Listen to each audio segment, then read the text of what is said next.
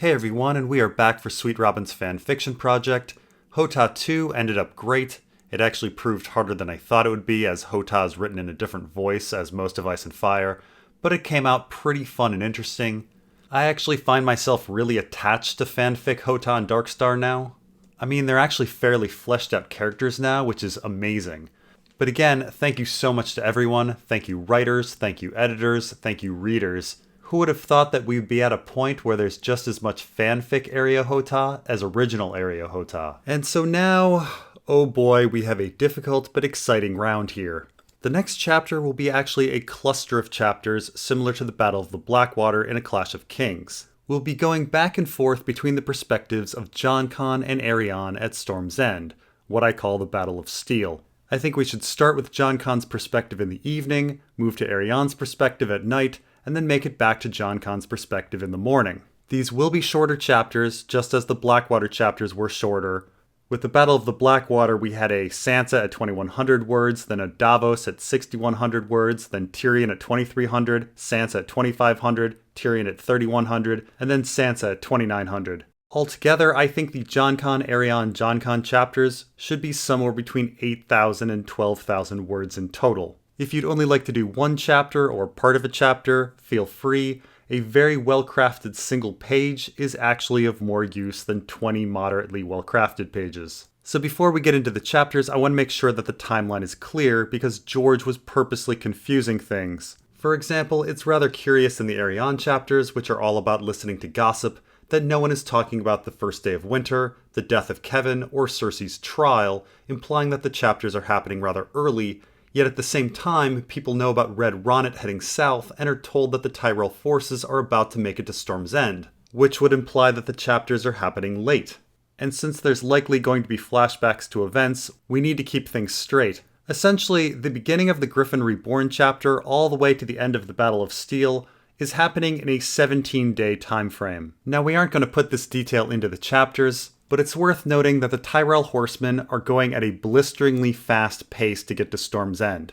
About 10 days, and JonCon may flash back 10 days prior to think about events. On day 1, we have the start of the Griffin Reborn chapter. JonCon takes Griffin's Roost and sends a letter to Dorne. On day 2, Jon meets with his sergeants in the Griffin Reborn chapter. He announces that he will wait 10 days and march the morning of the 11th. Now, it's a little ambiguous if the 10-day wait includes that day, but we're going to say no and that it's going to start the next day. Meanwhile, let's assume that Doran has received JonCon's raven and begins to prepare Arianne to leave. Day 3 is the first day of JonCon's wait. Arianne leaves, travels in the desert, and spends her first night in the desert. Day 4 is the second day of JonCon's wait. Arianne is still traveling in the desert, spends the second night in the desert. Day 5 is the third day of JonCon's wait. Arianne arrives at Ghost Hill, sleeps there. And really, for things to work out, we need to have one of Lysono Mar's spies spot Arianne at Ghost Hill. This isn't out of nowhere, as House Toland does know a lot of gossip, meaning ships have been in port, and Arianne spots another ship on their trip to Weeping Town. Day 6 is the fourth day of JonCon's wait. Aegon arrives and wants to lead the battle. This is where the Griffin Reborn chapter ends. Arianne gets on a ship, spends a night on the ship, and this is where Arianne 1 ends. And it's this day that we're going to make the first day of winter for JonCon. And so here we might have a scene where we flash back to JonCon meeting with his sergeants and Harry Strickland about Arianne. Not only does JonCon find out that Arianne is on the way, he also receives a white raven, influencing his decisions.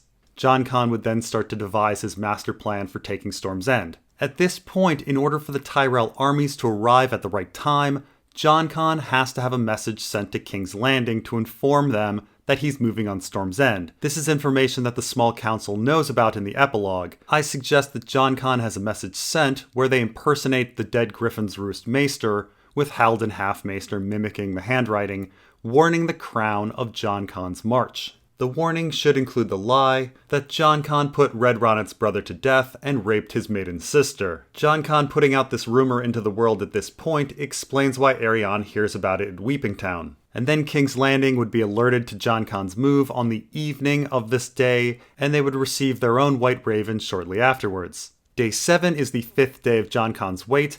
Arianne spends the day and night in Weeping Town. She hears about the JonCon rumor, but the White Raven has not yet arrived at Weeping Town. Day 8 is the 6th day of JonCon's wait. Arianne travels in the Rainwood and spends the night in a cave.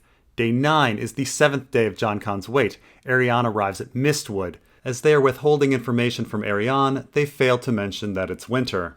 Day 10 is the 8th day of JonCon's wait. Arianne spends day 1 of 5 on the road to Griffin's Roost. Day 11 is the 9th day of John's wait. Arianne spends day 2 of 5 on the road to Griffin's Roost. Day 12 is the 10th day of JonCon's wait. Arianne spends day 3 of 5 on the road to Griffin's Roost. Day 13, JonCon begins his march. Arianne spends day 4 of 5 on the road to Griffin's Roost.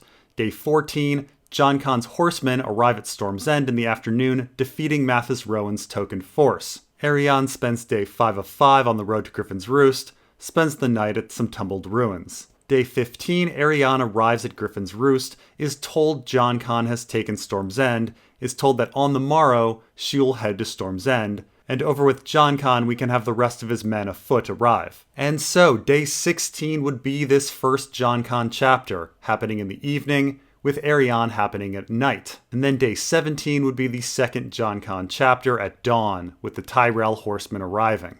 So let's now get into JonCon 1. JonCon's previous chapters were The Lost Lord and The Griffin Reborn. For his next chapter, you could decide if you'd like to give it a name. A few ideas for titles that I've heard have been The Grey Hand, John the Clever, The Commander. If nothing suits, you can simply call the chapter Connington. So I see this chapter beginning with JonCon in his tent with his army outside of Storm's End to its west.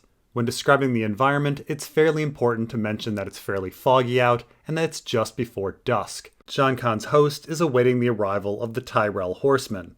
The chapter will begin with JonCon having a conversation with the captured Lord Mathis Rowan. This conversation is of course a parallel to Stannis and Theon. Connington's forces took Rowan fairly unawares, and they surrendered immediately, though a few of them were able to escape. This is the third day that Mathis Rowan has been a prisoner, and in this scene Connington will ask Rowan one last time to bend the knee to Aegon. Rowan was a big follower of the Targaryens, and his support would go a long way in the wars to come, as would the support of his red-wine wife. Mathis will refuse, saying that his answer is the same as it was yesterday and the day before. Connington will then say that Storm's End has surrendered. The castle is his, and the lords are sure to be rallying to him. Just look at the banners atop the castle walls. Mathis will scoff and say that the golden banners atop Storm's End are clearly the Baratheon banners and not the Golden Company's. Mathis will then mock Connington and say that he thinks himself Lan the Clever, that he can trick people into handing over their castles. And this is a good place for exposition about the coming battle. Mathis will say that he remembers Connington's assault. Connington had perhaps 1,000 horse. And JonCon will say, yes, that's correct, but now more than 4,000 foot have joined him. Mathis will say that doesn't matter, the Tyrell host is 20,000, with 5,000 horse.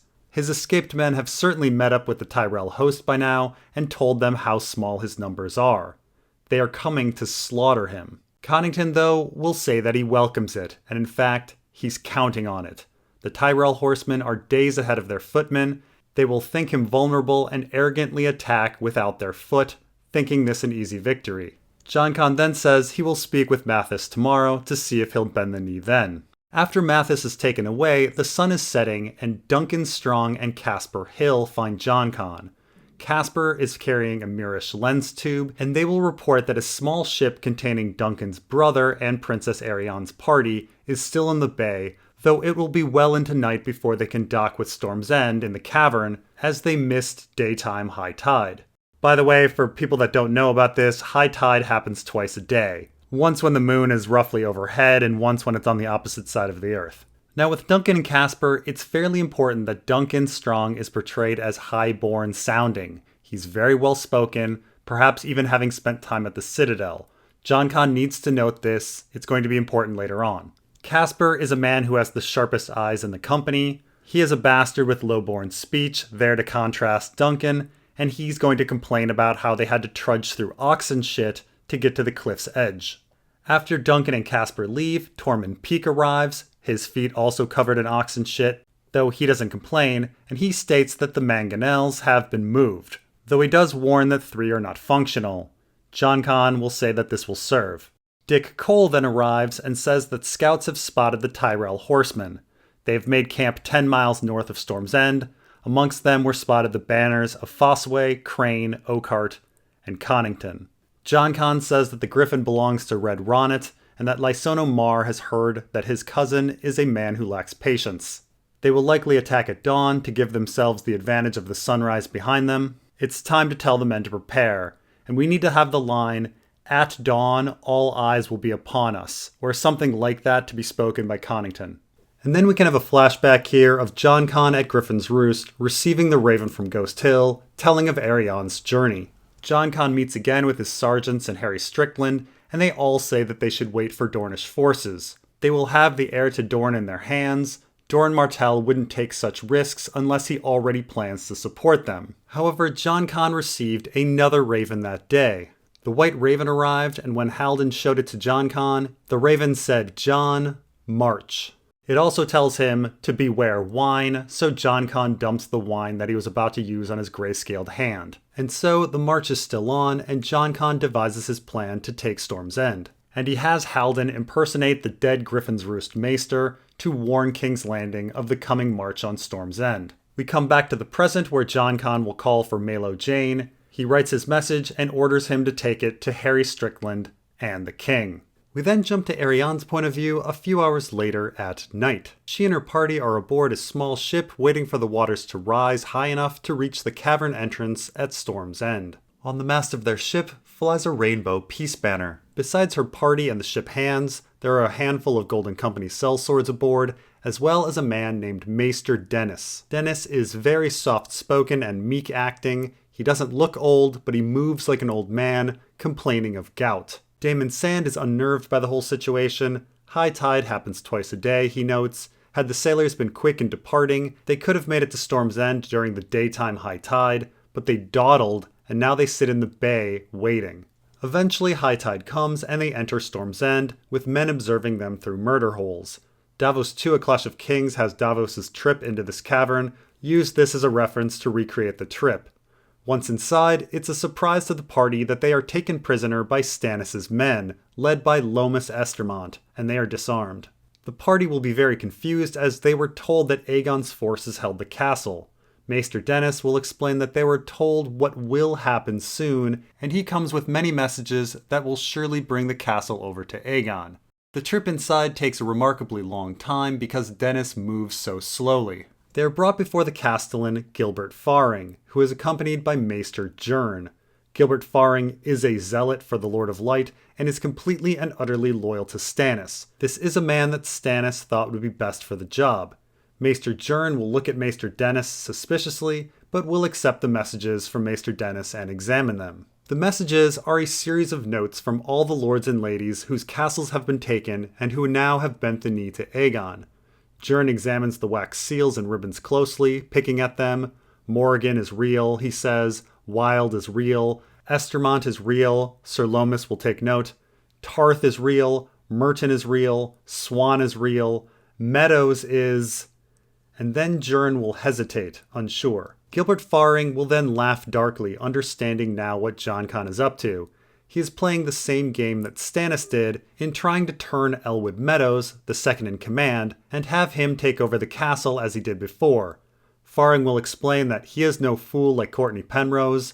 Meadows was not trustworthy and an unbeliever. Faring had him executed months ago for the murder of Courtney Penrose, burned at the stake as a sacrifice to R'hllor. The sacrifice has bared fruit, it seems, and now R'hllor has given them the heir to Dorne as a ward. The Prince of Dorne will likely be forced to declare for Stannis. Maester Dennis will then ask if he may use the rookery to inform JonCon of Faring's rejection, and so that Princess Arianne may write her father. Faring says that it's very late and they can send a raven tomorrow, but Arianne, understanding that something is amiss with Maester Dennis, interjects and insists that she send a raven immediately. She is a princess of Dorne, and if they want their support, they will allow her communication with her father. Faring shrugs and agrees, but says he's going to bed. Arianne's party is sent to their cells, leaving just Dennis and Arianne. Dennis asks for some food as it's been several hours since he's eaten. The guards are reluctant, but Arianne insists on food as well. So the guards return with some hard bread and dried fruit, or whatever you want. Maester Dennis eats very slowly, and while they eat, Arianne asks Lomas about Estermont. She tells him that her good friend Silva was likely taken hostage by the Golden Company, and that he must have kin in their possession as well. Lomas will say that his son is in exile, his brother is with Tommen, and his cousins are with Stannis. It's just his luck that another king would grab his father, though his father is an old man, not much of a hostage. By the way, there is confusion on the Estermont family tree, but I am definitely in the option 2 camp. When they are finally done eating, they are escorted by Lomas Estermont and 3 other guards up the Drum Tower. Dennis walks at an incredibly slow pace, slowing the trip considerably. Each and every step he pauses to wince in pain and catch his breath. The trip is taking forever, and halfway up the tower, he asks to use the privy. The guards groan, but reluctantly agree to let him use the privy, where he spends the better part of an hour howling in pain. They finally make it to the rookery atop the Drum Tower, where Jern is waiting for them. He is highly annoyed that it took so long, as it's nearly dawn. Maester Dennis then writes a letter for Griffin's Roost, and Jern writes a letter for Arianne to Sunspear. Jern then reads over both letters, attaches them to ravens, and the ravens are loosed. Seeing the ravens fly off, Arianne notes that it's getting light, and Dennis asks to use the privy again. 2 guards take him to Jern's privy, and once again they hear Dennis making horrible, horrible sounds. Suddenly trumpets are heard blasting outside. The guards run to the window to see what's happening. Then Arianne sees that Dennis has returned from the privy. In one hand he has a guard's sword covered in blood, and in the other he has the maester chain brandished as a weapon. Fast as a panther using both weapons, he pounces and kills the remaining guards and Jern, but Arianne yells, "Not Lomas, we need him." Dennis stops before killing Lomas and ties him up instead. Dennis then climbs onto the window's ledge, lowers himself down, and drops. Arianne runs to the window where she sees sunrise to the east, thousands of riders in the mist before her, and a sea of torches to the west. This, of course, all needs to be described very poetically. Then Arianne looks down to the window below to see where Dennis went, and then she sees Gilbert Faring fly from the window. Which brings us back to JonCon and JonCon 2. Now, for this chapter, I don't have much guidance. Essentially, this is a battle. The torches that Arianne saw were actually oxen, bulls, cows, whatever, with torches tied to their horns. And they are in the same location as the mangonels, which are now tossing pitch towards the north side of Storm's End, where the Tyrell horsemen are. And these are at the edge of a cliff. The Tyrell horsemen will be fooled and will move towards the oxen and the mangonels at the cliff's edge. Connington's foot with spears will keep the Tyrell horses contained to the west, and then Harry Strickland and the lost company of elephants and cavalry will charge in. Many of the Tyrell horses will panic and go off the cliff. Again, I don't have very much direction. I only ask that JonCon see Red Ronnet die, and that Aegon is seen leading men into battle with Harry Strickland. End the chapter with a cliffhanger where you think is best, perhaps at the surprise of charging elephants, or Aegon gloriously leading horsemen into battle with Blackfire in hand, though I personally think maybe Red Ronnet's horse along with hundreds of others leaping from a cliff being the final scene. There's plenty of epic scenes to choose from, but the chapter should end in the middle of things. Anyway, good luck with writing, and we'll see you next time.